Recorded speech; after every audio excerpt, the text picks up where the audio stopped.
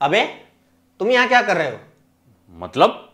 एक हफ्ता पहले तो तुम और वो तुम्हारा कोई बाबा है वो लोग कह रहे थे कि हम तो इजराइल जा रहे हैं। वहां वो बेचारा नेतन्याहू एयरपोर्ट पर बोर्ड लिए तुम लोगों का इंतजार कर रहा होगा।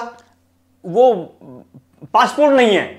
तो इधर चाइना बॉर्डर चले जाओ, जहां वो चीन हमारी सीमा पर घुसपैठ करता रहता है। उसके लिए ना पासपोर्ट की जरूरत ना वीजा की जरूरत। अरे मणिपुर चले जाओ, जहां इतने महीने से दंगे हो रहे हैं। वो छोड़ो, कल वो पुलिस ने बिना आरसी की तुम्हारी स्कूटर को पकड़ा था, वो छुड़वाने थाने चले जाओ। वो छोड़, वो पिछले हफ्ते लड़की छेड़ते हुए नुक्कड़ वालों ने तुझे पीटा था, एक बार नुक्कड़ पर ही चले जाओ। वो मिंटू कह रहा था कि तूने उधार लेके पैसे नहीं दिए, एक बार उसकी दुकान पर ही चले जाओ। इजराइल जाएंगे साले चप्पल चोर। देखा भाई साहब, नेतन्याहू ने कैसे गाजा पट्टी को तबाह कर दिया। अब तो फिलिस्तीन का खात्मा तय है। तुम लोगों को बड़ी खुशी हो रही होगी ये देखकर, और तुम लोगों को बड़ा दुख हो रहा होगा ये देखकर।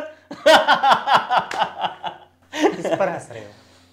युद्ध में मारे जा रहे बेगुनाह लोगों की लाशों पर, खून में लथपथ मासूम बच्चों के जिस्मों पर, लोथड़े में बदल चुकी जिंदगियों पर, लाखों लोगों के आंसुओं पर, इंसानियत के जनाजे पर किस पर हंस रहे हो?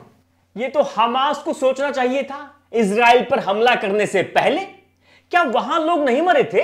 उनकी जिंदगी की कोई कीमत नहीं थी। सबकी जिंदगी की कीमत है, इसलिए हर इंसान को आतंकवाद और युद्ध का विरोध करना चाहिए। आज इजराइल से लेकर अमेरिका तक पूरी दुनिया में युद्ध के खिलाफ प्रदर्शन हो रहे हैं, लेकिन तुम लोग दुनिया की इकलौती ऐसी कौम हो जो हमेशा युद्ध देखकर खुश होती है, खून खराबा और कत्लेआम का जश्न मनाती है। इसलिए तुम लोग चाहे कुछ भी हो, लेकिन इंसान नहीं हो सकते।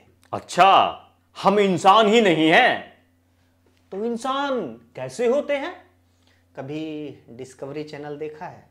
उसमें जब कोई शेर किसी हिरण के पीछे दौड़ता है तो दुनिया का हर इंसान चाहता है कि इस रेस में हिरण जीत जाए, उसकी जान बच जाए। जबकि टीवी देखने वाले किसी इंसान को ना हिरण से कोई वास्ता होता और ना ही शेर से कोई लेना देना होता। पता है क्यों? क्यों?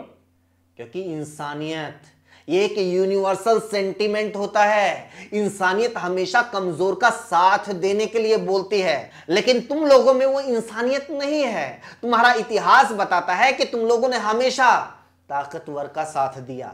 जब हिटलर ताकतवर था और यहूदियों पर अत्याचार कर रहा था तो तुम लोग यहूदियों को गलत मानते थे और तुम्हारे राजनीतिक पूर्वज हिटलर को सही मानते थे, उसका समर्थन करते थे। लेकिन जब यहूदी ताकतवर हुए और उन्होंने फिलिस्तीनियों पर कहर ढाना शुरू किया तो तुम लोगों के लिए यहूदी सही हो गए। तुम लोगों ने नेतन्याहू को पिताजी मानना शुरू कर दिया।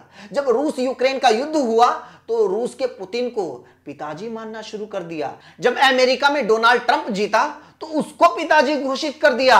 जब ब्रिटेन में ऋषि सुनक जीता तो उसको पिताजी मानना शुरू कर दिया। और अब जब जो बाइडेन जीता तो उसकी चरण वंदना शुरू कर दी। भाई ये ताकतवर की गुलामी तुम लोगों के राजनीतिक डीएनए में है। जब भारत में अंग्रेज ताकतवर थे तो तुम्हारे सावरकर और श्यामा प्रसाद मुखर्जी ने भारत छोड़ो आंदोलन का विरोध करके ताकतवर अंग्रेजों का साथ दिया। आज मोदी ताकतवर है तो तुम लोग मोदी का समर्थन कर रहे हो, विपक्ष के कमजोर होने का, उसके खात्मे का जश्न मना रहे हो। कल को वक्त बदलेगा तो तुम ही लोग पलटी मारकर मोदी को गालियां देते मिलोगे। दूसरे सत्ता में आएंगे तो तुम लोग उनके तलवे चाटते मिलोगे। कमजोर का समर्थन करना, उनका साथ देना, उनके लिए आवाज उठाना, ताकतवर का विरोध करना, उससे टकराना तुम लोगों के डीएनए में ही नहीं है।